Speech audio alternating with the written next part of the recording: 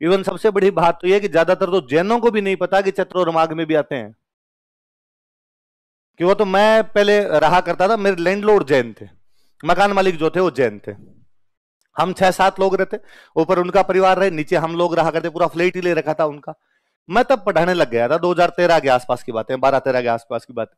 और एक दिन मैं शाम को घर गया, यहाँ पूरे दिन क्लासें, सुबह 7 बजे से 7 बजे तक क्लासें ली हुई। जाते ही सबसे पहले रसोई की तरफ घुसा, हम खाना वाना तो खाते हैं यार, और रसोई उस दिन हमारे सुननी एकदम खाली पड़ी रसोई। मैं रूम में गया, रूम में रूममेट से जाके पूछा, कह रहे आज बाई जी नहीं है क्या, खाना नहीं है? तो उन्होंने कहा यार आज सामने वाला जो जैनों का मंदिर है ना, इसमें प्रोग्राम है, तो उधर चलेंगे। तो मैं यार यूं जैनों के मंदिर में जाएंगे, कोई पहचान लेगा? शादी ब्याह में तो क्या यूं फर्जी में खा के आ जाते हैं अपने, तो ये जैन तो पहचान ले। उन्होंने कहा नहीं है, आज फर्जी नहीं जाना है, अपने को न्योता है, आज बुलावा है। कैसे बुलावा, किसका है? तो ऊपर वाले जो अंकल है ना अपने, ये अंकल अपने इस जैन समाज की सोसाइटी का अध्यक्ष है। तो ये भैयान भाभी जी ने कह के गए थे कि आज हमारे शाम को प्रोग्राम है, आप सारे यहाँ पे आ जाना। तो कब से है प्रोग्राम, मेरे को तो भूखी लग रखी है यार। तो उन्होंने कहा तू नाले मंदिर में जाना, नहा तो ले, हम तो तैयार बैठे तेरा ही वेट कर रहे थे, चलते हैं बाद में। मैं नया धोया नहीं थे, मैं 8, 8:15, 8:30 का टाइम हो गया, अब चलते हैं। उन्होंने ये टाइम दिया था कि 8-1 बजे के आसपास आ जाना। हम 8:30 बजे मंदिर में घुसे, 7 लोग एक साथ। तो एक तो हम शक्ल से ही समझ में आया कि जैन नहीं है। जैन यार फूट रहे गोरे गोरे होते हैं सारे, हम यहाँ काले कोजे भोंडे, कोई किसी की मूछें बड़ी हुई, किसी की दाढ़ी बड़ी हुई। तो शक्ल से ही समझ में आ रहा है कि जैन तो इनमें से एक भी नहीं है। एक दोनों घुसते ही पूछा, और कह रहे हो कौन तुम? और हमने कहा भाई साहब अंकल के साथ है। अंकल की चलती थी, अंकल ने हाँ आने दो, अपने एटीट्यूड के साथ घुसे कैसे रोक सकते हो, हम प्रोग्राम में आए हैं अटेंड करने के लिए। हमारा पूरा फोकस इस बात पे था कि जाएंगे, जाते खाने पे टूट पड़ेंगे, भगवान के जोड़े हाथ फटाफट महावीर को किया नमन, खाना खाया, अपने आ जाएंगे, प्रोग्राम पूरा अपने। वहां जाते घुसे तो हमें कहीं खाने का प्रोग्राम दिखा ही नहीं। आप पूछे तो कैसे किसी को, जाते भाई जाते तो कैसे पूछ सकते हो खाना किधर है?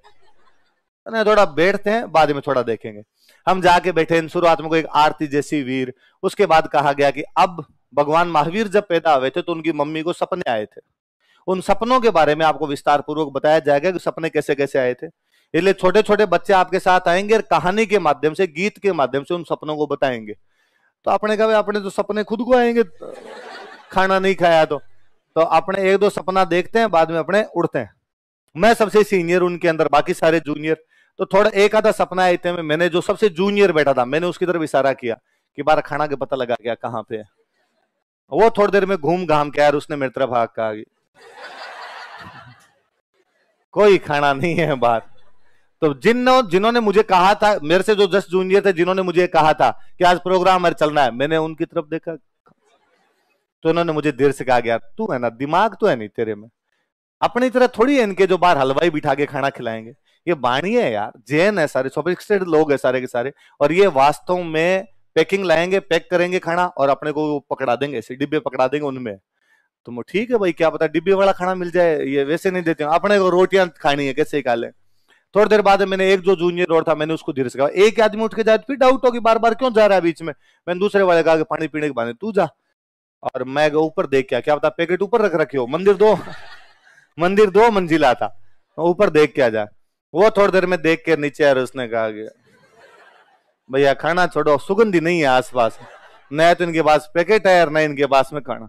अच्छा वास्तव में उनके खाने का प्रोग्राम था ही नहीं, ये तो अपने क्या पश्चिमी राजस्थान के, इसलिए प्रोग्राम का मतलब ही खाना समझते हैं, उनके प्रोग्राम का मतलब वो सपने ही थे। अब वो सपने चले 11:30 तक, 9 बजे लगे, 11, 11:30 तक सपने चले।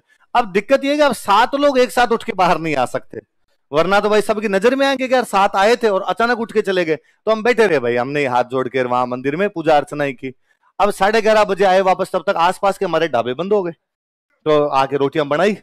ठीक है, अगले दिन संडे था तो हम 1 बजे तक रोटियां खो आगे सो गए, पर हम खूब हंसे, क्या ठीक प्रोग्राम के चक्कर में फंसे यार, है ना। और ऐसे नहीं जाते तो कम से कम रोटियां तो टाइम से खा लेते अपने। अगले दिन संडे था, मैं थोड़ा लेट से उठा, बाहर बैठा बैठा अखबार पढ़ रहा था, इतने में अंकल आए, और कोई 2, 3, 4 तारीख के आसपास का टाइम, किराए वाला टाइम होता है, मकान मालिक इस फिराक में रहते हैं, बंदा कब दिखे और मैं ले लूं। वो अंकल मेरे पास है, उन्होंने कहा लो राजू ऊपर आ जा, कहने का मतलब था भाई आके पैसे जमा करवा दे। तो मैं रुपए पड़े थे तो मैं रुपए लेके ऊपर गया, तो अंकल मेरे से साइन वाइन करवाते थे, भाई इस महीने के पैसे आ गए, डायरी में लिखा करते थे, पूरा नोट करते ऐसे। मैं ऊपर गया, छोटा सा परिवार एकदम, भैया भाभी अंकल आंटी जी, उनका एक बच्चा, सुखी परिवार छोटा परिवार वाला सिद्धांत है। मैं गया तो भैया बैठे बैठे ऊपर अखबार पढ़ रहे थे। भैया नमस्ते, नमस्ते भैया। तो भैया ने कहा अरे यार कल आप तो हमारे प्रोग्राम में थे। हाँ भैया हाँ। तो कैसा लगा हमारा प्रोग्राम? तो अब उनको तो कैसे कहूंगा, आंतड़े मर गए अंदर से। मैंने कहा भैया मजे आ गए, बहुत अच्छा प्रोग्राम था। अब आपको कुछ ना कुछ, जब अगले पूछ रहे तो आप कुछ ना कुछ बातचीत करनी होती है, तब तक वो पानी वानी का गिलास लेके आ गए मेरे लिए। तो मैंने कहा भैया ये तो एक्चुअली आपका पर्यूषण चल रहा है ना? तो उन्होंने कहा कि हाँ ये हमारा पर्यूषण है। तुम कैसे जानते हो? मैं भैया तो मैं जानता हूं ना कि भादवे के अंदर इतनी तारीख से इतनी तारीख तक आपका पर्यूषण चलता है, और ये वास्तव में आपके 10 दिन के व्रत होते हैं। अब जैसे व्रत खत्म होगा मिच्छामी दुक्कड़म आ जाएगा आपके, और ये व्रत भी साल में 3 बार आते हैं, चैत में आते हैं, भादवे में आते हैं और माघ में आते हैं। तो भैया ने मुझे कहा अरे नहीं नहीं नहीं, तो तुम ये तुम्हें पूरा पता नहीं, ये 3 बार नहीं आते, भादवे में 1 ही बार आते हैं, और ये चैत्र और माघ में नहीं आते। अपने किताब में से याद किए हुए, नया एग्जाम दिया तो अपने रटे हुए एकदम। मैंने कहा ना 3 बार आते हैं। भैया ने कहा अरे नहीं नहीं 3 बार, मैं कह रहा हूं यार मैं तो जैन हूं और मुझे पता है कि यार 3 बार नहीं आते, 1 ही बार आते हैं, हम 1 ही बार व्रत करते हैं। मैंने वापस कहा कि भैया ये महाव्रत है, इसलिए वो अणुव्रत है इसलिए आप इनको करते हो, महाव्रत वाले होते हैं वो उन 2 को बाकियों को भी करते हैं। हम और भैया दोनों बहस कर रहे थे, मैं अंकल आए और अंकल अरे क्या हुआ कैसे बहस करने लगे। भैया ने अंकल कहा कि पापा ये वो राजवीर ये कह रहा है कि ये पर्यूषण है, पर ये साल में 3 बार 10 लक्षण पर्व होते हैं, भादवे वाले केवल पर्यूषण कहते हैं। और मैं इसको कह रहा हूँ नहीं नहीं हमारे तो भादवे में आते हैं बाकी नहीं आते। और अंकल ने कहा कि यार राजवीर सही कह रहा है, तुझे नहीं पता, और ये वास्तव में 3 बार आते हैं, और ये पहले मुझे भी नहीं पता था। इस बार कोई जैन मुनि आए थे मंदिर में, वो बता के गए कि अपने 3 बार आते हैं। पर राजवीर तुम्हें कैसे पता? तो मुझे समझ में आया कि अंकल को भी नहीं पता ये बात है। और मुझे जब ये पता चल जाए कि अगले बंदे को नहीं आता इस बारे में, तो मैं समेत जूते चढ़ता हूं अगले के ऊपर। फिर तो अपने सेंस है यार, अगला तो जानता ही नहीं है इस बारे में।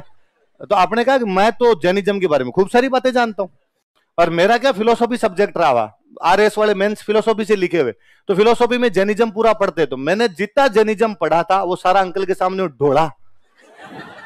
ढोलना समझते हो? बिखेरना, मतलब एक तो डालना नहीं, बिखेरा ही हूं। जहां जहां तक जो बता सकता हूं मैं, ये गुप्तियां होती है, समितियां होती है, इर्यान बारियान जो चीजें थी मुझे आती, स्यादवाद, अनेकांतवाद, उनकी समितियां संगीतियां जो आता, कोई 15-20 मिनट का लगातार लेक्चर दिया मैंने बीच बिना सांस लिए।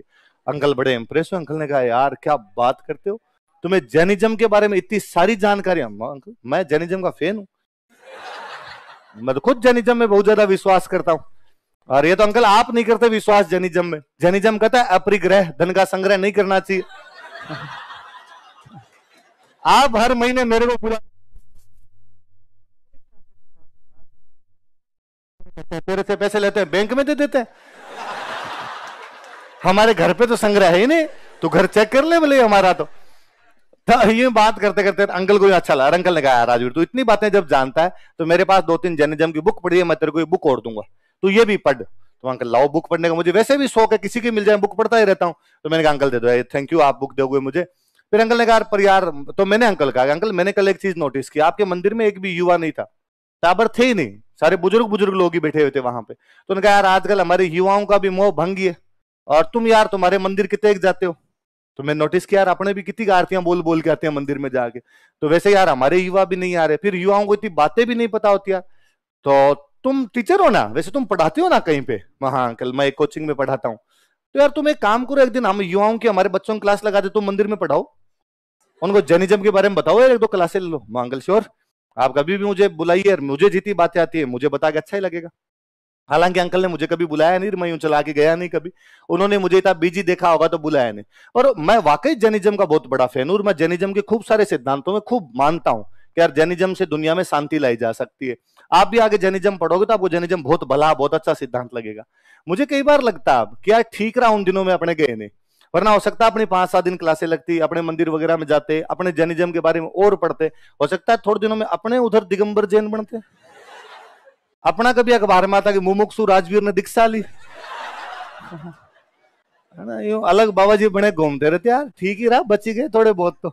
तो ये भाई पर्यूषण 3 बार आते हैं, सॉरी पर्यूषण 1 बार आता है, लेकिन 10 लक्षण पर्व जो होते हैं साल में कितनी बार आते हैं? दिगंबर पुराने जैन, इसलिए दिगंबरों के एग्जैक्टली वही सिद्धांत चला, श्वेतांबर ब्रांच बाद में बनी, इसलिए श्वेतांबरों ने सारे सिद्धांतों में थोड़ा थोड़ा चेंज कर लिया। इसलिए श्वेतांबरों वाला पर्यूषण 8 दिन का रह गया, इन वाला कितने दिन का हो गया? वो अपना समय याचना पर्व अलग मनाने लग गए, ये अपना समय याचना पर्व है अलग मन। मिच्छामी दुक्कड़म है।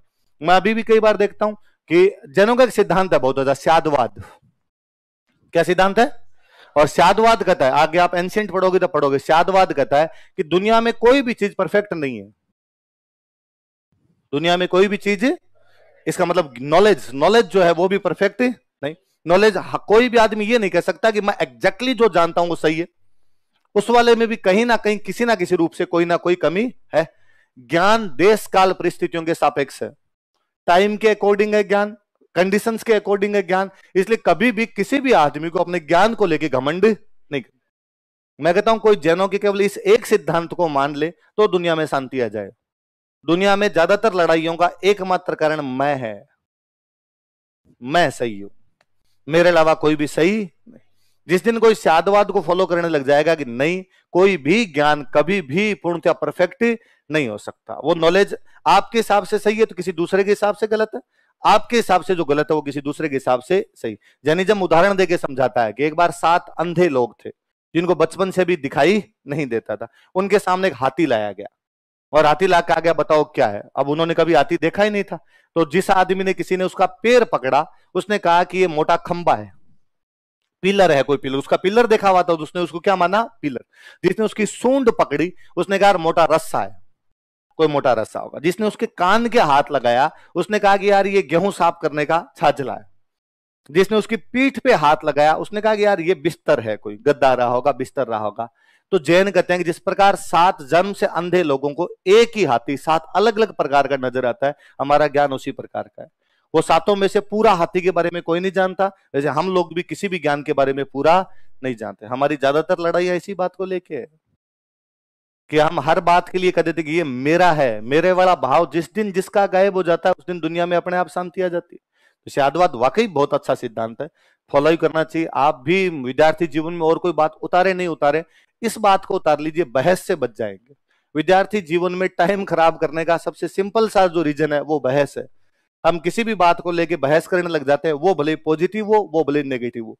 पॉजिटिव होती है थोड़ा दिमाग कम खराब करती है, नेगेटिव होती है दिमाग थोड़ा ज्यादा खराब करती है।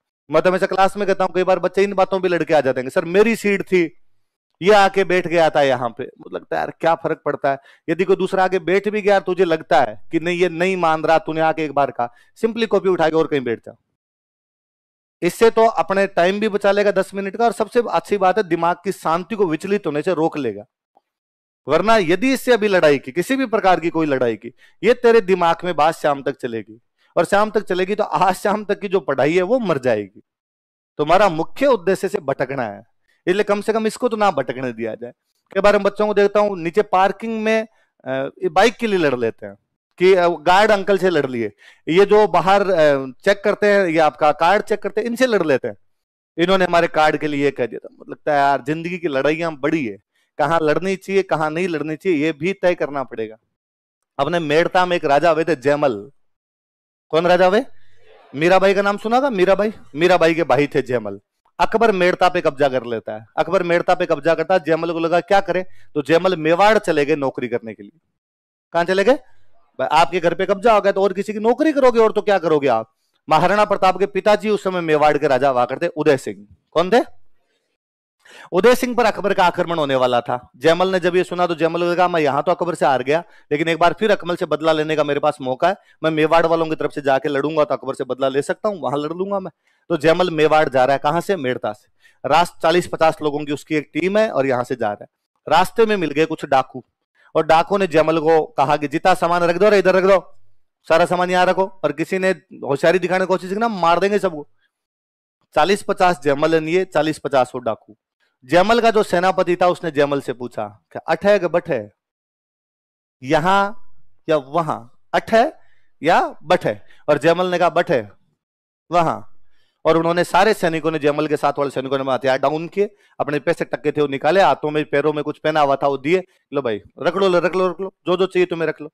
और वहां से चल पड़े। वो जो डाकू था उस डाकू ने कहा रुक रुक एक बार रुक, तुम यार 40-50 आदमी थे, हम 40-50 है, तुम डंके लगते हो, सारे पहलवान टाइप के लोग लगते हो, यदि लड़ते तो हो सकता है हमसे ये नहीं छीन पाते तुमसे, हमें भगा भी देते क्या पता तुम, पर तुम यार लड़े ही नहीं, कायरों की तरह चल पड़े यार चुपचाप। और सबसे बड़ी बात, इसने इधर से क्या बोला था, और वो सुनते ही तुमने हथियार रख दिए। जयमल ने कहा छोड़ यार, तू क्यों टाइम वेस्ट करता है, तुझे जो धनमाल चाहिए था ले और रवाना हो यहां से। उसने कहा नहीं नहीं, बात धनमाल की नहीं है, मुझे नहीं चाहिए, तुम ले जाओ, मुझे बात बता के जाओ क्या, धनमाल कहीं वो लूट लेंगे यार। तो जयमल ने कहा, इस सेनापति ने मेरे से पूछा कि लड़ाई यहां करें या वहां करें, तो मैंने कहा वहां करेंगे, क्योंकि यहां यदि लड़ाई की तो इन डाकुओं को तो अपने सबको ही मार देंगे, तुम्हें तो हम कुछ भी नहीं ले जाने देंगे, तुम्हारी गलतफहमियां होगी कि तुम्हारे डर से रखे हैं, पर जब तुमसे लड़ेंगे तो हथियार तो तुम्हारे पास भी है, 5-7-10 तो हमारे ही मरेंगे। हमने कहा कि 5-7-10 को यहां क्यों मरवाया जाए, अकबर के खिलाफ लड़ेंगे। हमने लड़ाई की प्रायोरिटी तय की है कि प्रायोरिटी लड़ाई ये है या वो है, यहां लड़ना है या वहां जाके लड़ना है। जिंदगी में सबसे पहले प्रायोरिटी सेट होनी चाहिए कि अपनी एनर्जी को कहां लगाना है।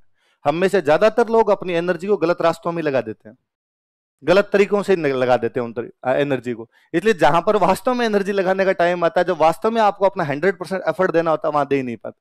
तब मुझे लगता है स्टूडेंट लाइफ में कोई इन बातों के लिए तो कैसे लड़ सकता है कि बस में सीट के लिए लड़ा, पार्किंग के लिए लड़ा, यहां पर बैठने के लिए लड़ा, या कार्ड चेक करवाने के लिए लड़ा। लड़ाइयां बड़ी है, आरएस बनोगे, वहां पे डेली इस प्रकार के कई चैलेंजेस आएंगे, लोगों के लिए कई काम करने पड़ेंगे, लोगों के लिए कई लड़ाइयां लड़नी पड़ेगी, वहां पर लड़ना, वहां पर अपनी एनर्जी को लगाना है। बात समझ में?